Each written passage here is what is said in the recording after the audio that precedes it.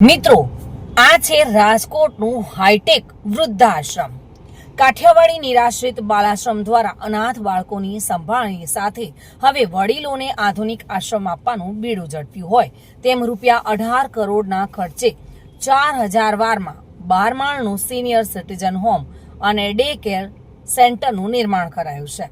અહીં 84 જેટલા વડીલો રહી શકે તેવા 42 ડબલ બેડના રૂમ છે. ભોજનની સાથે દરેક રૂમમાં ઓર્થોપેડિક બેડ, ટીવી અને AC, library, gymnasium, banquet hall, auditorium, health care centre, OPD અને ફિઝિયોથેરાપી રૂમ, નયનરમ્ય ગાર્ડન અને વિશાળ પાર્કિંગની સુવિધા કરવામાં આવી છે.